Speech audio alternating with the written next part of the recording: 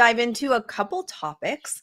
We're going to try to keep it under an hour. We are going to dive into Blake Lively manipulating the media again. I mean, surprise, surprise.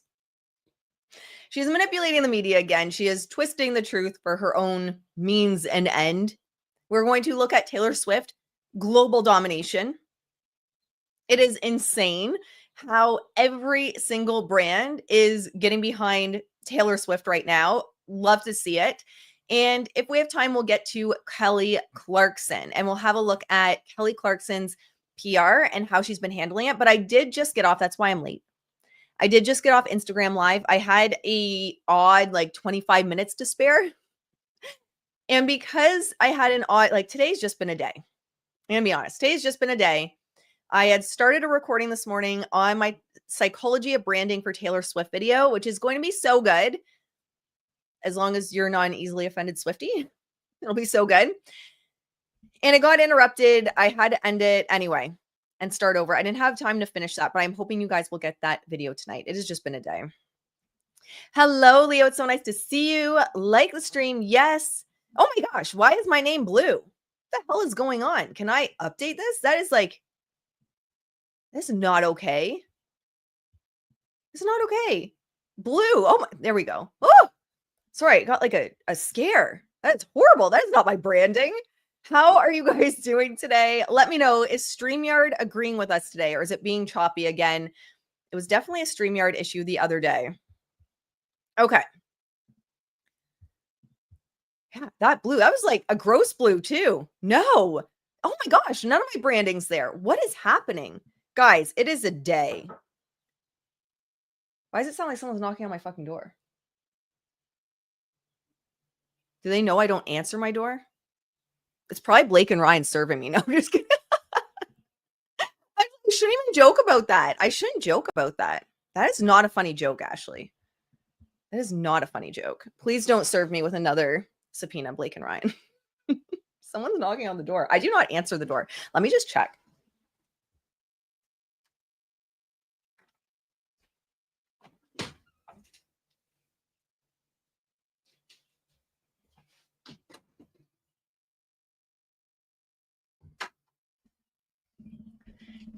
Now you guys are going to see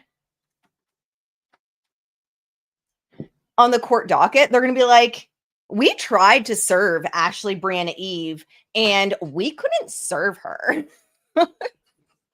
Watch, I'm going to learn about it on the docket later today. Oh, yeah.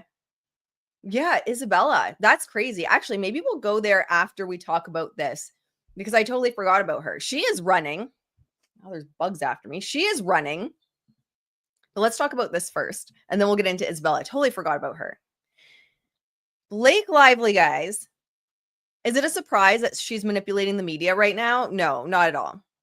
This is what's coming out. So she has these headlines. I feel like she heard us yesterday and was like, ugh, I still have some legacy media on my side. I still have TMZ. All right, girl, you have TMZ. You can take TMZ. Justin Baldoni, crisis PR firm, wanted raise in Blake Lively war, concerned over Swifties.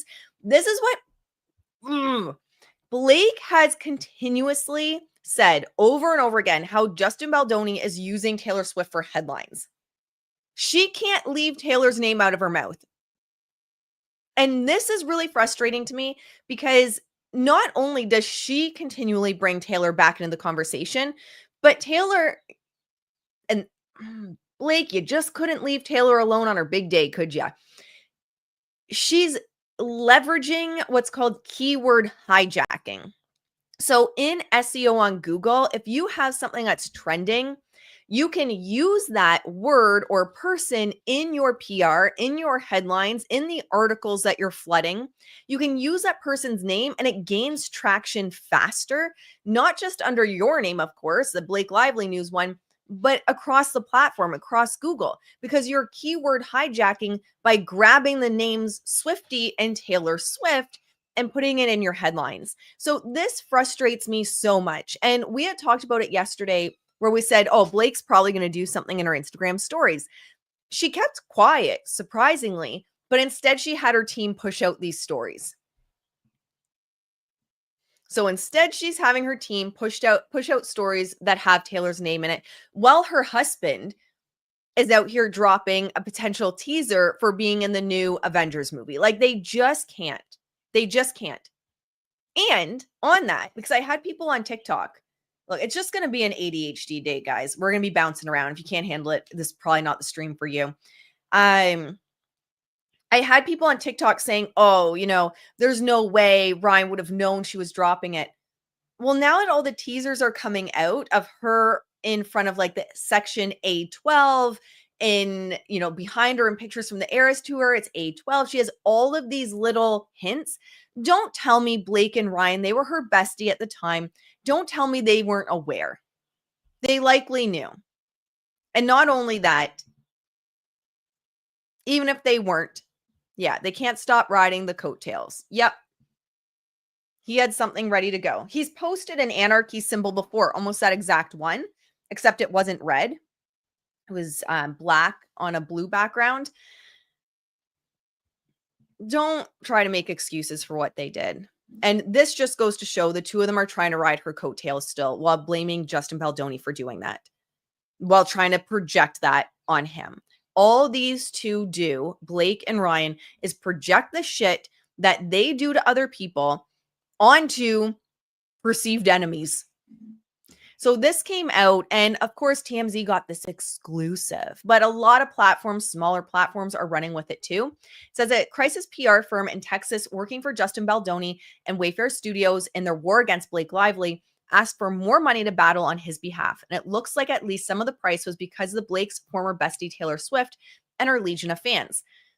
According to new legal docs, I love how they act like the exclusive. According to new legal, we all got the exclusive then, man, because we can all go and get those documents. Obtained by TMZ, someone from Justin's team asked for a $30,000 fee to deal with possible online blowback from Swifties. This is the first big problem for me. They didn't ask for a $30,000 fee to deal with Swifties. That is not what happened. The original quote, from what I can find, was $25,000 a month. And that comes from a text message. Actually, do I have it? Yeah. Let's just flip over. It's from this one. From Melissa Nathan to Jennifer Abel. Hi, Jamie and Jen. So incredibly glad that the press went so well today. And from what I know, Justin felt incredibly supportive. He's lucky to have you all. We took the day today to do some research and get digital quotes in from the two teams we use that get the best results.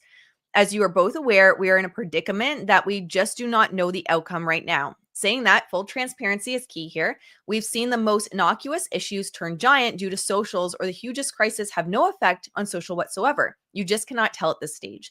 But Blake Lively does have the Taylor Swift fan base, so we will be taking it extremely seriously. We also understand audience is not solely JB fan base, but the studio, so it is covering all bases time. It's weird.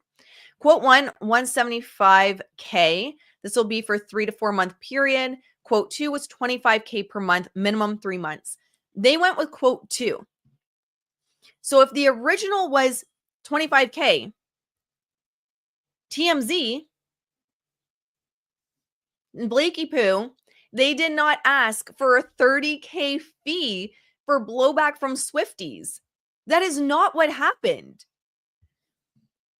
All right, let's go back to, at best, you could argue that they asked for an additional $5,000 due to the size of work involved based on the online chatter that was happening, which is also normal. Hello, Bushbird. Side note, taking your makeup look today. Well, thank you. I have like a little bit of a tangerine on and orange because, again, I was supposed to be recording a Taylor Swift video earlier this morning. So thank you. It was supposed to be like a kind of a nod to Taylor and hopefully get on the good graces of, the Swifties as I talk about her marketing and PR, which sometimes triggers them. All right.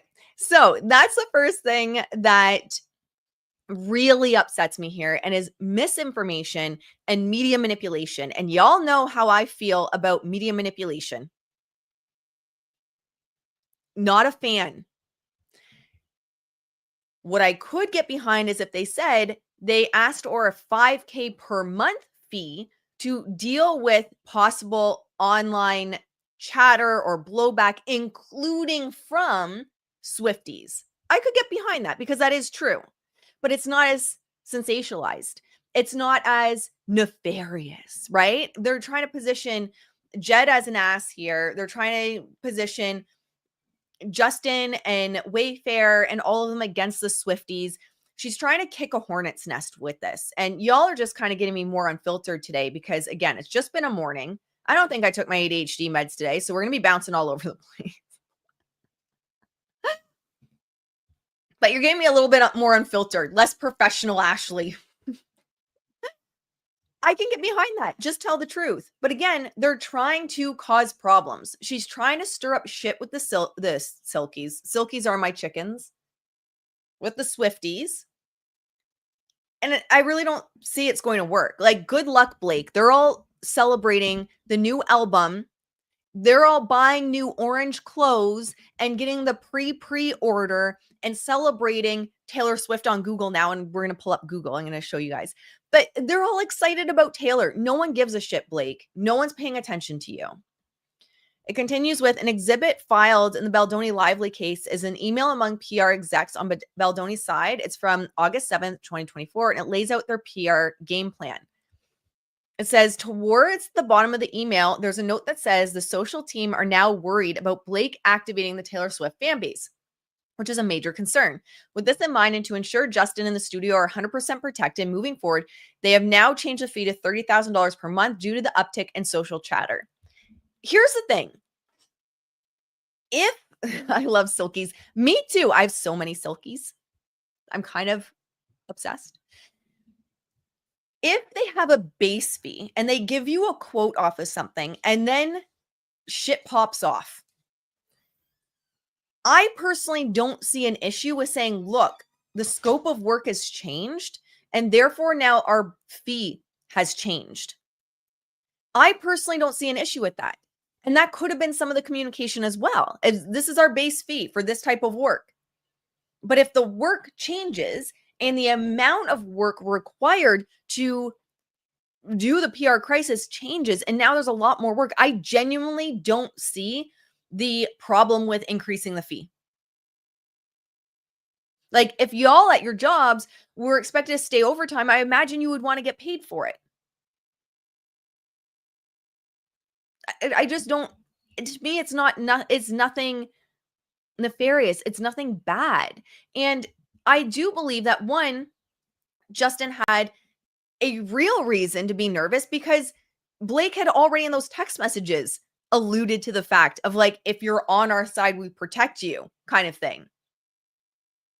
She already talked about Taylor Swift being her dragon. Whether Taylor was aware of that or not doesn't matter, because Justin Baldoni would have been under the impression that Taylor Swift was Blake Lively's dragon and they would kind of work in conjunction against him.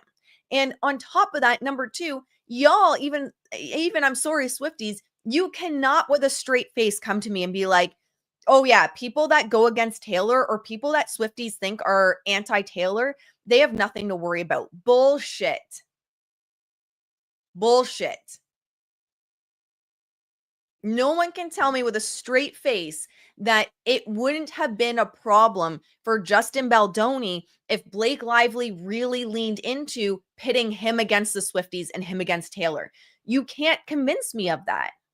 Whether Taylor was aware or not, I'm not saying that Taylor would have been aware of that. What I am saying is that if Blake had played those cards, it would have been a bloodbath for Justin. We've seen it multiple times with people that are actually true enemies of Taylor, or the community has put Easter eggs together and then feel that someone is an enemy of Taylor. They get taken down. It's brutal. They can tank. Yeah, agree. They can tank anything. And it goes to show the power of her brand and the psychology within her brand. And I don't say that as a slight. She has built the most psychologically locked in and driven brands I think I've ever seen in my life. And hopefully I'll get to that video recording it tonight for you guys and get that up. But he absolutely had something to worry about. The only people that won't admit that are people that are afraid of backlash from Silky or from damn it. from Swifties. I don't know why I keep saying Silkies, right? The only people that won't admit that are the ones that are afraid of backlash. So I think he had every reason to be nervous. And I agree, Blake is a loose cannon. Swifties can be insane and feral. So if I was Justin, I would have been nervous of how she was going to leverage the Swifties against me. 100%. So I don't think it's an inappropriate fear. Yet the only one that seems to be leveraging the Swifties for PR and Taylor for PR is Blake. Silkies get in our brains and that's it. It's true. Once silkies are in your brain, once you fall in love with silkies, that's all you can think of. And Taylor's also done some incredible shifts. I did the video yesterday, some incredible shifts in her branding this year to really mitigate the damage that Blake Lively had done. Because even though I don't think it necessarily negatively impacted the overall brand of Taylor immediately, those negative headlines are not headlines that Taylor wanted to be associated with or Tree Payne wanted to be associated with. There's no way. So they have done some incredible shifts in her own brand this year to reconnect with the fans, to rebuild that like tribal energy and community within her brand, and to reposition her. Every step has been brilliant this year in Taylor's rebrand. Yeah, kind of going back to her roots, but it's been intentional to separate herself from this psycho.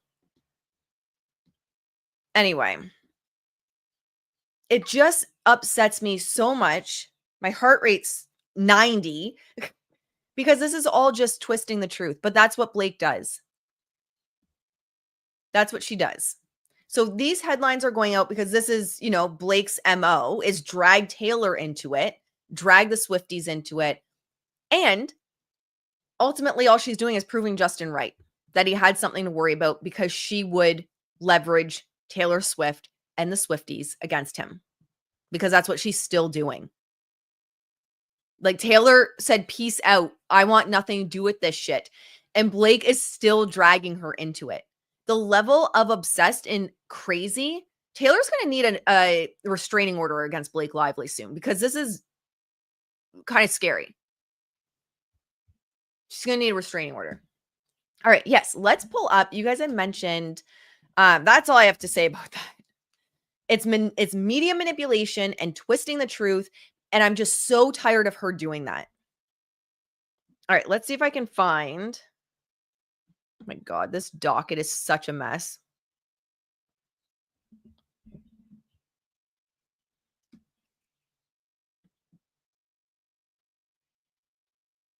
Okay.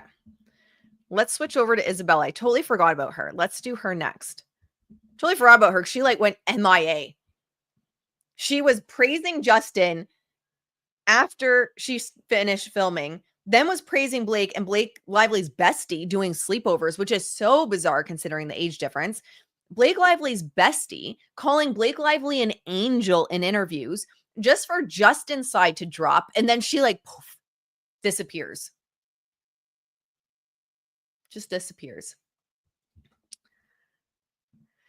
Ashley, in your eyes, is Taylor big enough to go against WME? They actually represent some of her business interests.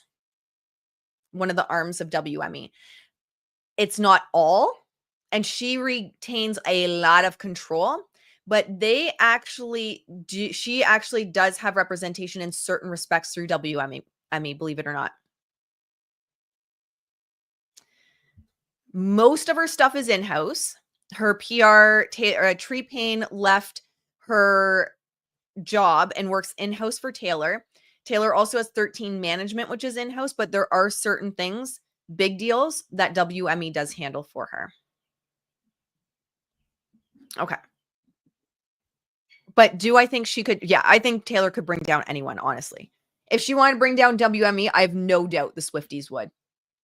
I genuinely believe that's the kind of power Taylor has, which is kind of crazy. Absolutely. She could take down Ari Emanuel, any of them. I think a lot of these big companies know that, and they don't want to cross her. But again, it's the power of the Swifties. She's built an incredible brand. All right, Isabella. Where in the world is Isabella Ferrer? This was submitted yesterday. Essentially, what it's saying is that Justin's team, Kevin Fritz, submitted these. They've been trying to get a hold of Isabella. She's a material witness. And Isabella said, "Peace out," and ran for the hills. Taylor was able to change the price of eggs. Yeah, she can do anything. It's kind of crazy. It's kind of scary. So Isabella's pieced out. We'll go over the different documents here, but it essentially says on several occasions in early August, at various times of days, a process server attempted to serve the subpoena upon her at her address in Brooklyn. Moreover, on several occasions in early August 2025 and at various times of the day, a process server attempted to serve the subpoena upon her at an address in New York, which the Wayfair Party's counsel understood was another residential address for her. How does she have multiple addresses? Isn't this her first acting gig? I know she's connected to like Clooney. They also tried, so they were under the impression, sorry, tickle in my throat. They were under the impression or were told that this Sanford L. Michelman was her attorney, won't respond to them, won't accept service for her in terms of the subpoena. Isabella is in the wind. And I know there's some controversy over this. Some people are saying, like, I don't feel bad. She's not a child. And I do see that. I see you. 100% I see you. I also, this is going back to my conversation over on Instagram this morning. I do feel for her and have grace for her in many ways. I think she needs to pull up her big girl panties and do the right thing. 100%. She needs to face the music and realize what happened and stand up for truth and not hide. And I do also believe that she is scared of Blake Lively and Ryan Reynolds. I do. And I don't know. At 24, I would have been like, that's so old. I don't know. In my age now, I look back at 24 and damn, I was dumb. Like, I was making stupid ass mistakes. And bless my heart. You know, I look back and I'm sure she's going to look back in 15, 20 years and be like, oh man, ooh, shit. That's a rough part of my life. And maybe I should have seen the signs and I should have seen the red flags that she was, grooming, my opinion only, of course, don't send me a subpoena, grooming me and love bombing me and manipulating me to use me to her own ends. And I have no doubt that one day Isabella is going to look back and be like, I was an idiot. And maybe even blame herself. Actually, there was an interesting documentary I was just watching, and I can't remember the individual who had been by his wife, but the wife had, and she was like the second wife. It's wild. Anyway, I wish I could remember the documentary off the top of my head. But anyway, what I'm thinking about is one of the kids had been manipulated by her. She was crazy, and she was manipulating the kids, setting it up as them being like her kind of witnesses and to defend her after she got rid of the husband so she could take the kids for herself. And they're interviewing the son as an adult and the daughter as an adult, and they blame themselves because their testimony that they gave in court allowed, like, her team leveraged it to get an appeal and get her out of jail later. And so these kids who are now adults are beating themselves up, right? And they're saying, I blame myself, and I now see I was gaslit and I was manipulated and she was using us and et cetera, et cetera. And I do believe that one day she's going to have that realization. It's unfortunate to learn the hard way. But I see both sides is what I'm saying. I see the side of, like, she's an adult. She's 24, I think 24, 25. I 100% see that. And I also see it like she's got to be just going through a lot of emotions, but still don't run from a fucking subpoena. Pull up your big girl panties and get her done. Give the people what they want. So this is the subpoena here. Unless specifically indicated or otherwise required by the context in which the terms and names are used, the following definitions and instructions apply. The full text of the definitions and rules of construction set forth in Local Civil Rule 26.3 is incorporated by reference hereinto. All right, so they just give the rules, all the words of what everything relates to. Each document shall produce, so this is what she's received, shall be segregated according to the numbered requests to which it is responsive or shall be designated in some other manner sufficient to identify to which request it is responsive or shall be produced as it is kept in the usual course of business. If any document to be produced has been lost, discarded, transferred to another person or entity, destroyed, or otherwise disposed of, state in writing. And she has to include all the information. So say there's text messages, right? Between her and Blake, which she has to turn over. Blake's gotta be shitting her pants. She's probably hiding out in Blake's basement. No, I shouldn't say that. But if she did get rid of something, she has to give all the information in regards to that. That's just the production of information. Oh, damn, my mouse just died. It's just been a day, guys. Let's see. There it is. Request 1, all documents relating to any discriminatory, harassing, retaliatory, inappropriate, or unwelcome action, conduct, or statement made during the production, editing, or promotion of the film.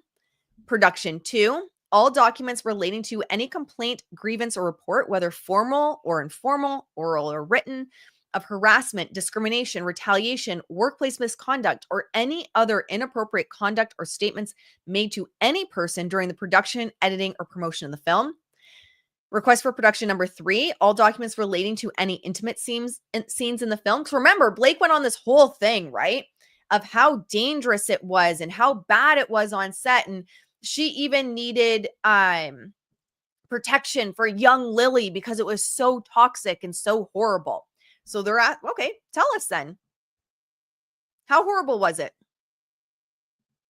What happened? Request for production number 4, all communications between you and Lively relating to A, the film, B, any Wayfair defendant, and C, the action.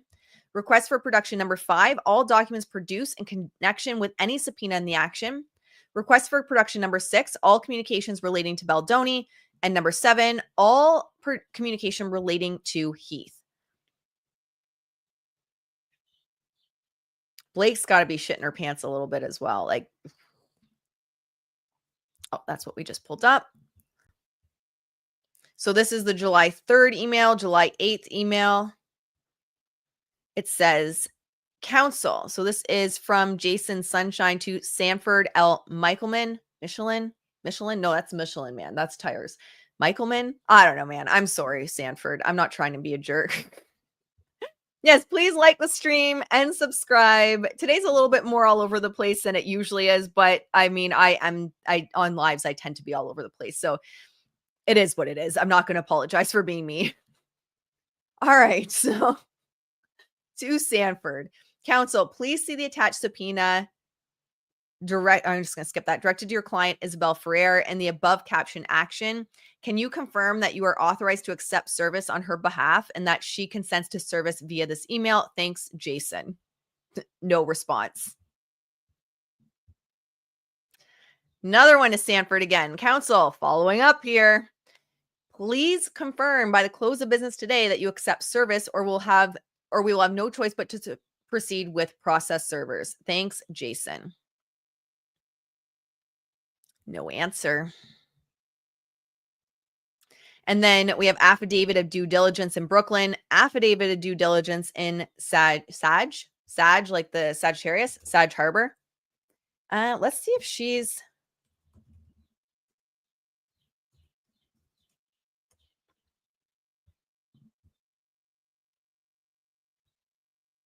No news trending in regards to it right now. Be interesting to see if anything picks it up. Nothing trending in regards to her. So that's Isabella. She is in the wind. She is...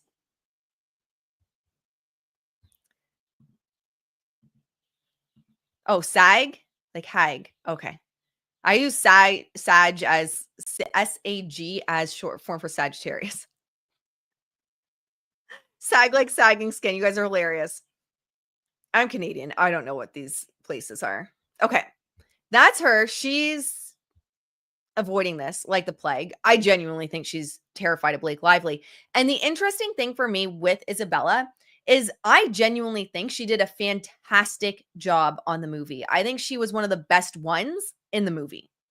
She has no prospects lined up. There is nothing where her name is attached to it. But what's his name? Brandon? Brandon guy that they keep talking about. That's going to be the new Batman or something. He has prospects. But Isabella doesn't. And she was fantastic. I genuinely think she stole the show. So why doesn't, I'm curious, and that's a genuine question. Why doesn't she have any Timu Thor? Yeah, Timu Thor. That's who I'm thinking of. Why doesn't she have any prospects? If Blake Lively was her mentor and Blake Lively took her under her wing and Blake Lively and her were besties and Isabella saw Blake as her mentor, her angel, why did Blake drop her all of a sudden? And I do wonder if Isabella cut off communication with Blake when things started to come out. Maybe she started to realize she was manipulated and started to realize, and this is just my guessing. This is just my thought process out loud. I do wonder if once she started to catch on to what was going on, she cut off communication with Blake because she's probably in the basement. She's probably in the basement. Poor Isabella. Someone save Isabella from the basement. It's just weird to me. I think if anyone from that movie should have had prospects lined up and a list of offers, it should have been her, but nothing from her. And if you watch interviews again from the beginning to the end of the promotion with It Ends With Us, does anyone else feel like Isabella's soul drains from her body as Blake rambles on and on and on? You just see her as things go. It's almost as if I just recommend watching clips of Isabella from the beginning, middle, and end of the It Ends With Us marketing. You almost see something click within her where there's like this realization as she goes. And I do wonder if she caught on to the bullshit, if she wised up to the bullshit and then was probably also in her head of like, oh shit. I don't know.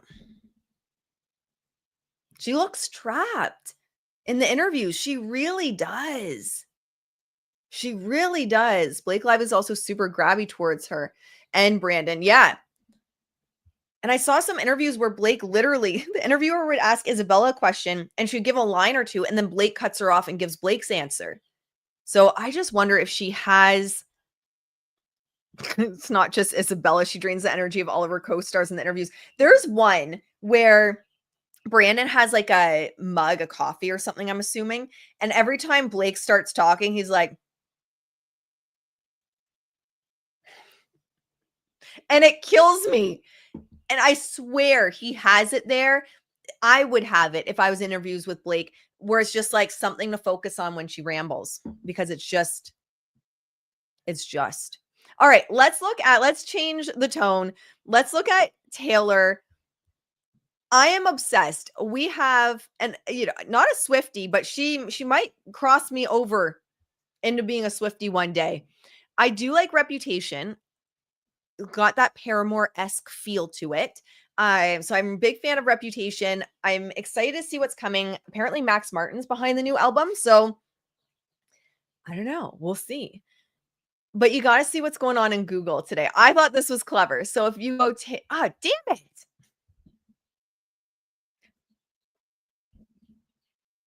And baby, that's show business for you.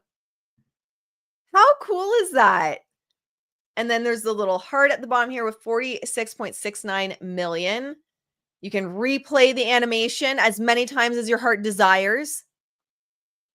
I thought this was really cool. I didn't even realize it. I was going into Google this morning just to see what was trending for Taylor and what kind of news was showing up for Taylor. And it really goes to show the global impact this brand has and the brand that she's built has.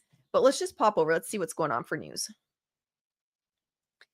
How is this trending? With like, why is Zoe Taylor's got to get sick of people riding her coattails. I know nothing about Zoe, but is really right now the time to release articles 5 hours ago saying that you destroyed Taylor Swift's house when you're staying there? It's got to be exhausting, honestly, being Taylor with so many people just trying to ride your coattails for PR. Taylor Swift to appear on New Heights podcast with Travis Kelce today. I did a video yesterday and she was on Seth Meyers last night. Oh, okay. She's friends with her. Yeah, I know. It's just so weird. Like, let Taylor have Taylor news. Let Taylor trend as Taylor. Let her have her spotlight because that's the first thing that's trending. Which is kind of weird. But anyway, that's my own personal opinion. I would have called my friend up and been like, lady, let me have my 24 fucking hours. But that's just me. I would have called up my friend and jokingly said that. Taylor Swift to appear on New Heights podcast. So there's a couple of theories going around. There's allegedly lyrics. Yeah, see, that's all I'm saying. She deserves her moment. Let her have her moment. I would genuinely have messaged my friend and been like, bitch, let me have my moment, man. You're trending over me on my freaking Google. But anyway, with so the leaks, there were apparently lyrics that leaked. There were apparently album covers or pictures that leaked. And there were song snippets that leaked and were taken down on YouTube last night. So those links or those videos that were up, it showed as being taken down as copyright strikes. It showed as or the copyright owner having taken them down. So they're looking back on everything that's happened within the last 24 hours. I do wonder if they maybe shifted a little bit their approach to the marketing of her being on the podcast today, the New Heights podcast, because so much was leaking. I actually think someone leaked, because I remember hearing Life of a Showgirl before it ever came from her mouth, before it ever came from being released on New Heights podcast. So there is a potential that they shifted slightly. And that's a whole point of your PR, is being able to be agile and move with what's happening. If they weren't expecting so much to leak, they might have pushed the reveal a little bit sooner than maybe they originally intended to get ahead of it, because that just sucks. That's kind of being an ass if you're in her inner circle and you leak that. Again, let the woman have her moment. Just let her have her moment. I don't understand. It's just so rude. And for what? They might have gotten a big payday. I doubt it, because no publications ran with it, because no one wants to go against Taylor. So what? You got a couple streams on YouTube before it got taken down? So rude. So that is a thought on why she might have fast-tracked everything, because one of the things I was critical of is the marketing and PR for this album was leveraging what's called hype marketing. But then they drove you off the edge. The whole piece of the hype marketing was Taylor's going to be or someone is going to be on Wednesday. But we all knew it was her, right? But they were still building up these Easter eggs and the excitement and the hype.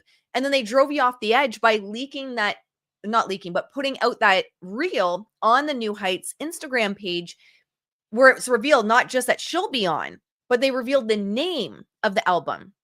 And someone made a great point on the video yesterday and said they could have even, if they were looking to keep some things a surprise, cut it off right when she was about to reveal the name. But I do wonder now if it was because so much had been leaked.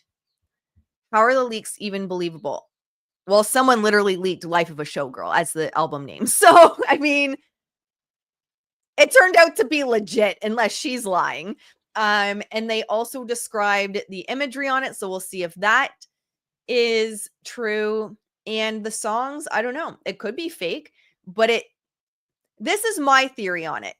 It could be fake, but Taylor's not out there copyright striking everyone's "You Are My Dragon" songs. Taylor's not out here copyright striking as the copyright owner, right? All these songs that people have done for AI for the Justin Baldoni case. So my whole theory on this is I think there is some kind of truth to it because her team was going in as the copyright owner of it and taking down all the videos. And I'm just like striking it. Like the videos were like disappearing at rapid speed. So that's where I do believe that the songs are actually clips of the real songs. I guess we'll find out soon enough. But that's why I believe they're actually true because you don't see her team going after everything. You don't see her team going after every fake Taylor song and, AI song made of Taylor, but they, with a swiftness, took these down as the copyright owner. And you're only going to be the copyright owner if it's copyright work that you created. I do agree. Taylor's marketing campaign feels rushed and forced, kind of like she was going to be outed with the original recordings and music ownership. Yes. Yes. And that's what I was trying to say yesterday, right? Is it felt like you were being thrown off a cliff. Hype marketing, which is Taylor's part of her magic sauce. She does, and hopefully I'll get that video up for you guys. She mixes gamifying with hype marketing and such a rich culture and community. So hype marketing is 100% what she leans on. And it works because positive emotions, happiness, excitement gets you buying in, gets you playing more of the game and gamifying. That's in marketing what Easter eggs are, right? So Easter eggs are a legit marketing term. We call it gamifying. And so what she did was drive you off the cliff. It felt rushed, where all of a sudden one day you're excited, you're putting the clues together. And I woke up the next morning and I had like 100 messages in my DMs being like, oh, here's the real Taylor's. They already gave the name of the album. And so I think this is why. I think they knew that stuff was leaking. And I think they were trying to get ahead of things and have it at least come out of her mouth, which again is really sad to me. It sucks. You're so excited for something and then you feel like you have to rush it to get ahead of the release. So it's really unfortunate, but I mean, she'll be okay. Now I'll forgive the rushed hype marketing. I love hype marketing and I'm a marketing nerd. This is literally what I do, is branding, marketing, and PR. So for me, I was like getting so hyped up. I love it. It's just like, especially with ADHDers, we love hype marketing. You will buy in so fast to that dopamine hit. Let me know in the chat. But, it's with the ADHD brain, dopamine hits, and that's what hype marketing really does. That's what Easter eggs does. That's what a lot of Taylor's brand does, is the dopamine hits. And I don't mean that as a slight against her. She's a very intelligent woman, built a very strong, psychologically driven brand. I was so disappointed. I was so excited. Okay, but let's go a little bit further. So we saw Google and how Google was celebrating with that really cool graphic that they had with the celebratory little things and the heart, the flaming heart, all in orange. But this was sent over to me from Citizen Journalist, who is a friend of mine. And she said, I think you'll appreciate this. I've turned her into a little bit of a marketing and PR nerd as well, which I think we've all turned into here. I would hope. I mean, if you're watching this, then you're interested in it, I guess, because that's what we do on this channel, is talk about marketing and PR of it all and the branding of it all. So this is a thread of brands posting about the life of the showgirl on social media. And this is Kai on X, a Swiftie account, I believe.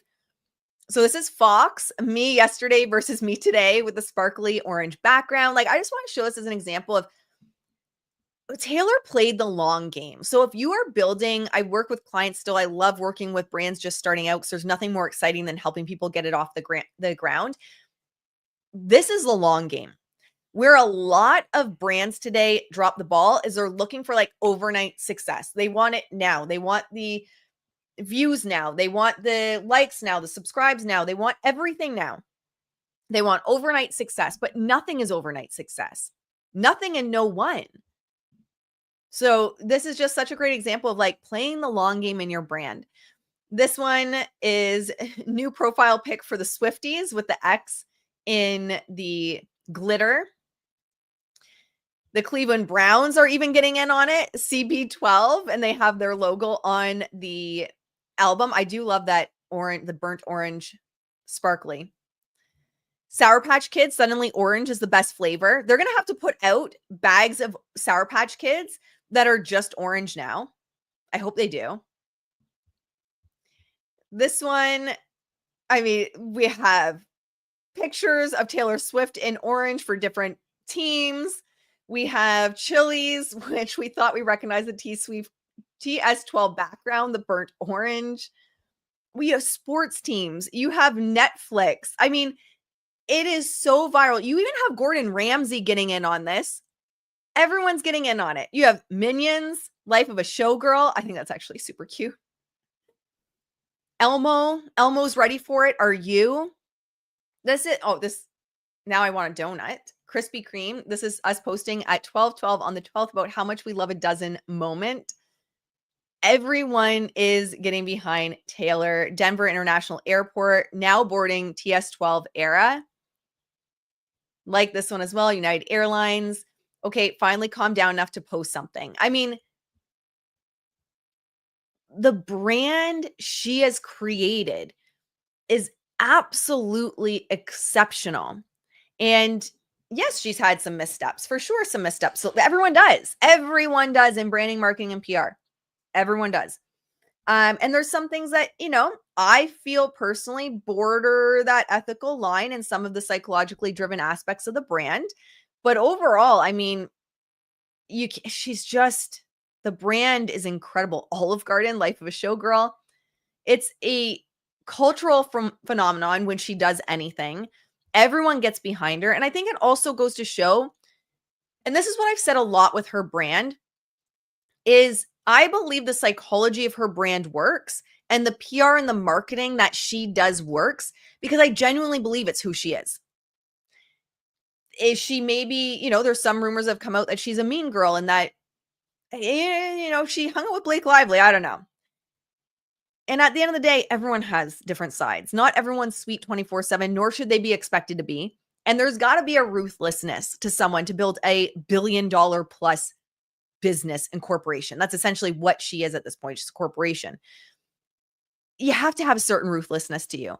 But the fact that so many brands and people get behind her shows you that her heart is good at the end of the day. Yeah, you have to have thick skin and be in business. There has to be a ruthlessness. There has to be a willingness to look at the dollars and cents. That's where a lot of spiritual businesses go wrong and never make any money because they're unwilling to look at it. That's where a lot of spiritual businesses go wrong, or good-hearted businesses, people just starting out in entrepreneurship go wrong. So like, I don't want to use psychology in my brand because it's bad. Well, then good luck. You're never going to go anywhere. You can be the smartest, most intelligent person in your niche, but if you're not willing to understand branding psychology, marketing psychology, you don't ever get seen. And there's a difference between ethical use and unethical use. However, you have to understand it. And people that come to me and they say, I'll never use branding psychology or never do this, never do that. You just won't be seen at the end of the day. And it sucks, but not really, because you can use it ethically or non-ethically. But something as simple as like Emily D. Baker and the Law Nerds. You don't see anyone being like, unethical, so unethical because of your branding psychology with the Law Nerds and the Paw Nerds and all of that. No. Right? There's nothing wrong with it. You have to understand. So anyone that's looking to build a YouTube channel, anyone's looking to build a community, a podcast, start an entrepreneurial journey, you have to understand this shit. You have no choice but to. You have no choice but to, or you're never going to be seen by anyone. Fire emojis because Ashley's spinning fire. So, and that's the thing too. I think sometimes when I talk about Taylor and the branding psychology, some people get their back up right away. I'm not saying anything bad. You need to understand branding psychology to build a brand, period. Empire State Building was orange. Philadelphia Flyers. Look at that. They have the jersey in sparkly orange. I mean, pretty much every brand in the world, even the San Antonio Zoo, is celebrating. It's really incredible. Cinnabon.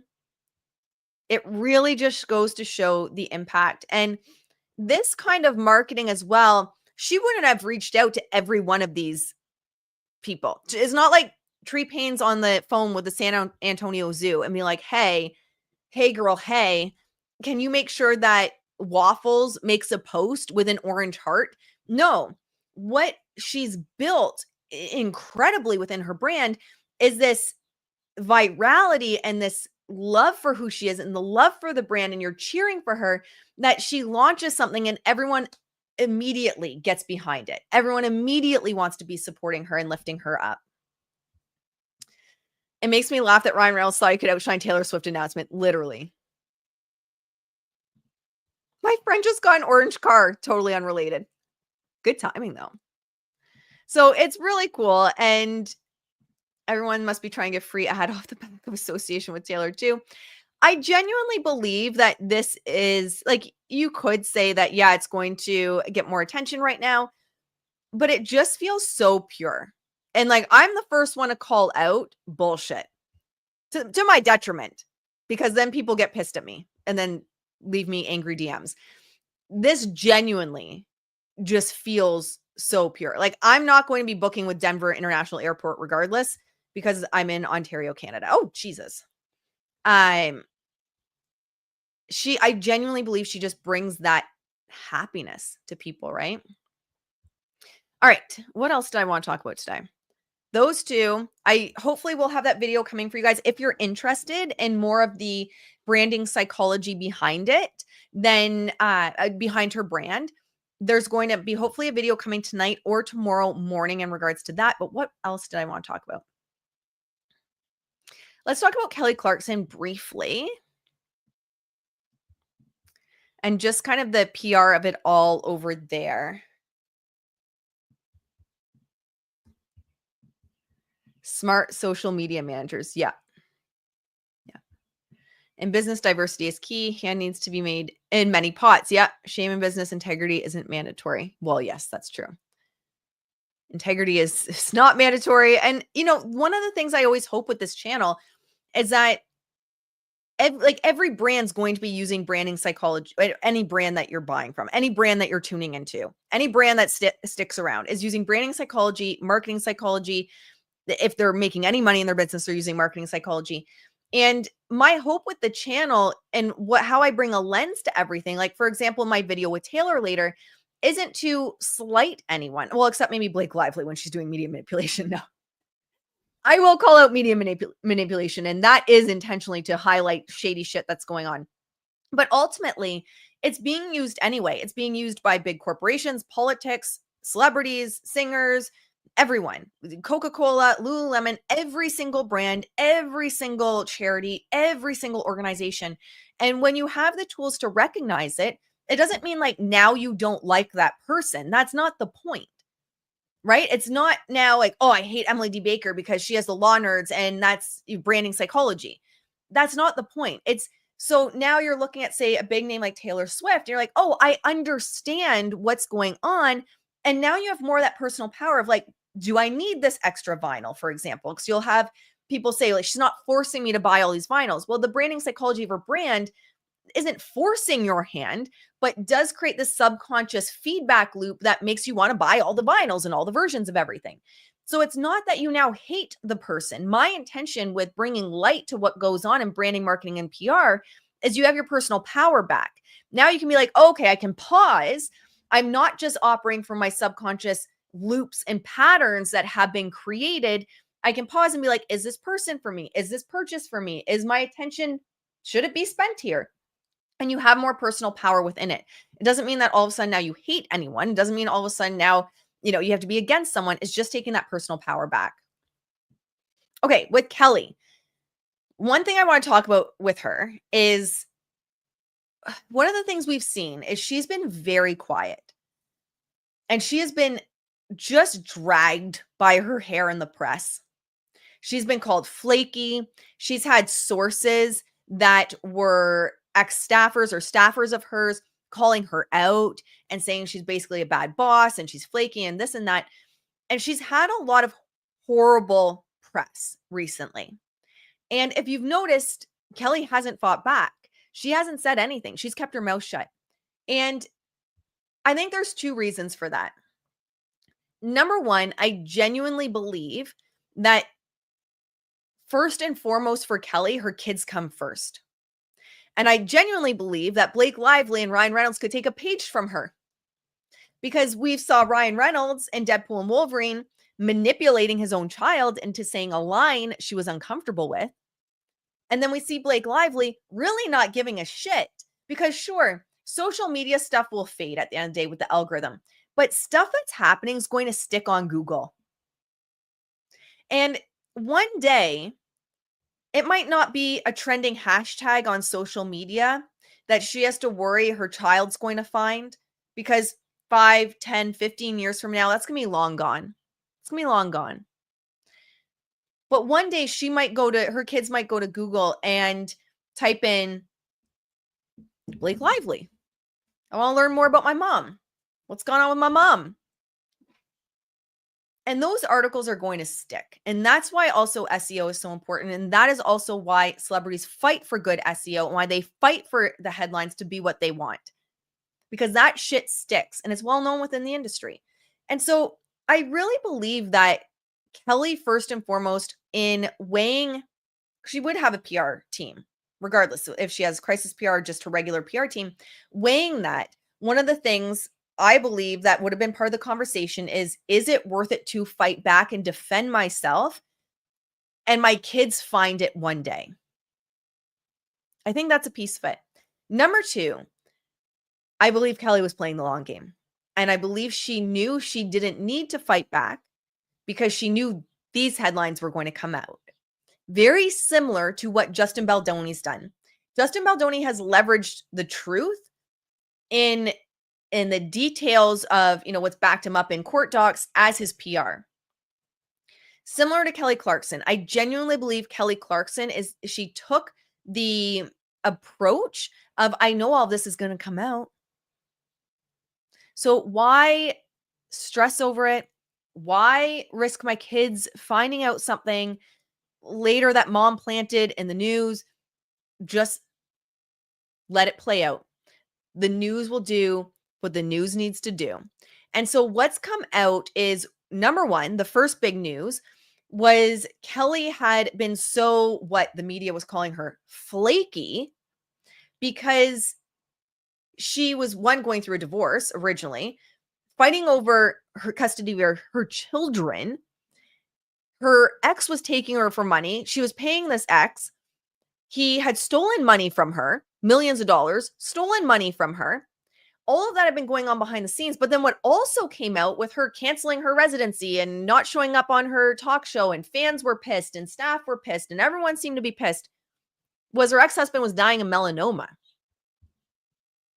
And even if there's bad blood between her and her ex, I believe, and some things that have come out of like sources lately in the last couple of days, that Kelly was really, one, being there for her kids, but number two, living through, I think there was a source that said some of her own childhood trauma around a father figure, going through this and supporting her kids through it.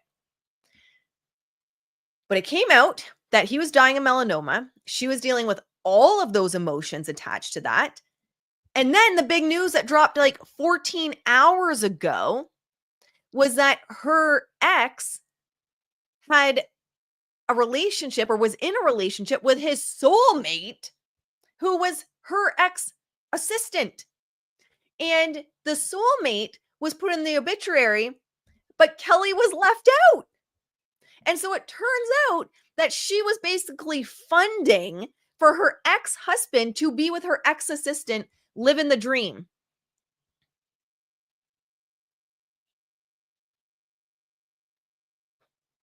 And people are out here calling her flaky. And I don't fault anyone picking up those stories or talking about those stories. But shame on any of those staffers, those sources that came out calling her flaky in the news and giving the tabloids fodder to pull her down. You are who should be ashamed of yourselves. You gave the tabloids fodder. You gave people fodder to drag a woman that was going through a whole host of shit behind the scenes. It reminds me when Princess of Wales, when everyone was dragging her, Blake Lively was dragging Catherine. Everyone was dragging her. Turns out she had cancer. That's why she was, if we want to go with the same word, flaky, and not showing up and not doing her duties as a royal. She had cancer. So anyway, it's also that reminder that we never know what's going on behind the scenes with people. We never know what they're fighting. And sometimes if someone appears to be flaky or they appear to be not following through on their commitments, there may be a lot that is going on behind the scenes. But yeah, this Brandon, I hate speaking ill of the dead, but this is just wild. His soulmate Brittany worked as Kelly Clarkson's production assistant. Moved to Montana with him in 2020. Brittany Jones moved to Montana to work for Blackstock's ranch the same month Clarkson filed for divorce.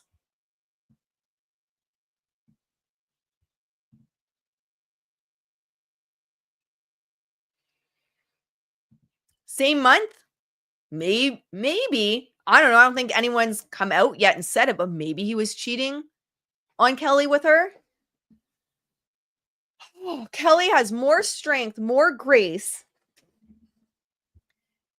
in her little finger than I would ever have. Because I don't know, even if I had kids, I would be able to keep my mouth shut while people are calling me flaky. And I'd be like, you bitches probably knew that he was screwing Brittany. And y'all now run a TMZ to call me flaky. I'd be like, fired. Y'all fired. Screw you. I'll start next season with a whole new staff. Unbelievable. So he was in a relationship with his ex-wife, Kelly Clarkson's former production assistant, when he passed away on August 7th. Brittany Marie Jones was identified in Blackstock's obituary as his partner in life and business. Worked as Clarkson's production assistant in Nashville from 2016 to 2018, according to her LinkedIn. In December 2018, she transitioned to an executive management assistant role for Blackstock, but still assistant managed day-to-day artist schedule for Kelly Clarkson. 2 years later, in June 2020, the same month Clarkson filed for divorce, Jones became an executive assistant for V. Bar B Cattle Co., a Montana ranch owned by Blackstock. A rep for Clarkson did not immediately respond to people's request for comment. The talent manager's obituary describes Jones as his beautiful and loving partner in life and business. It also said that the pair started building a life, building companies, and working tirelessly to create Headwaters livestock auction and what will live on as his legacy, the Valley View Rodeo in Bozeman, Montana. How much was Kelly paying him monthly?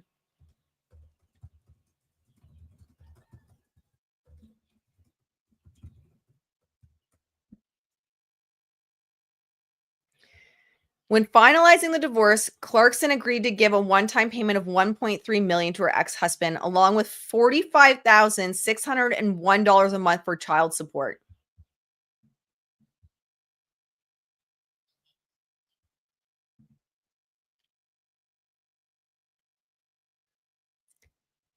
I'm sure that went a long way in building companies and a livestock auction.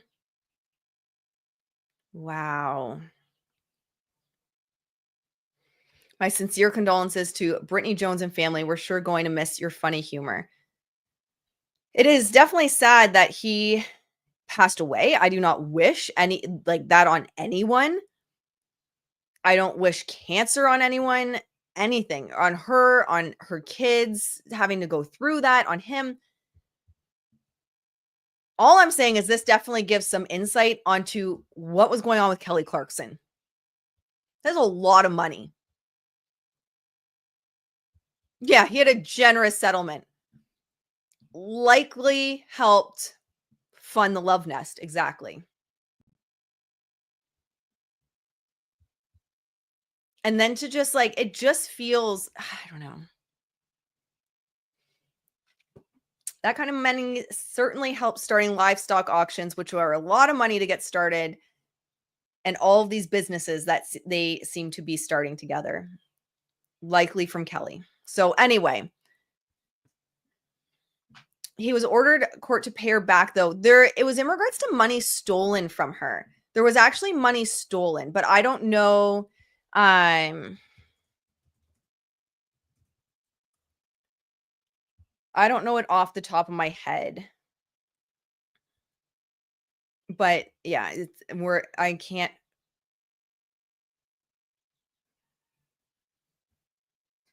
find it off the top of my head. Oh. Yeah, he owed her over 2.6 million in commissions That's from 2023 because he was stealing money from her the whole time. He was literally taking millions of dollars. Yeah, he was her manager, I understand, but still. You don't skim millions of dollars off the top and be like, "Well, dude, I'm your manager." So like he was stealing millions of dollars from her.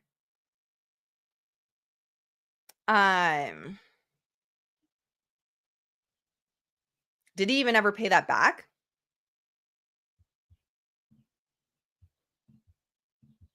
Who knows if I don't see anywhere where she confirmed that she got $2.6 million back from him. But there's the headline. Kelly Clarkson's ex-husband manager owes her $2.6 million. I don't see anywhere that says that because if you don't have the money, that's the thing too with a lot of these like settlements, right? Like if she's having to pay him that kind of money monthly, I doubt he has 2.6 million just sitting in his bank account. What are you gonna do? Since Kelly Clarkson broke away from her ex-husband, Brandon, she's been reclaiming what's hers, her life, her name, and of course her ranch, but now it's on to her money. A California labor commissioner ruled that Blackstock, who was also Clarkson's manager, owes the star 2.6 million in commissions. Clarkson had accused Blackstock of fraud amid their divorce in 2020, claiming he wasn't licensed to be a talent agent when he was representing her from 2007 to 2020. Because only agents, not managers, can legally negotiate deals for their clients, the commissioner ruled that Blackstock owes Clarkson the money he earned off 4 deals, including nearly $2 million from The Voice alone. He will get to keep the money he earned off the Kelly Clarkson show, though, and reportedly plans to appeal the rest of the ruling. Did he appeal? Does anyone know if he appealed? Oh, there you go. He didn't pay anything back. She let it go because the tabloids were affecting her kids. Well, there you go, guys. Once again, she put her kids first. I have so much respect for Kelly. Holy shit. But there you go. She let it go because she's the bigger person.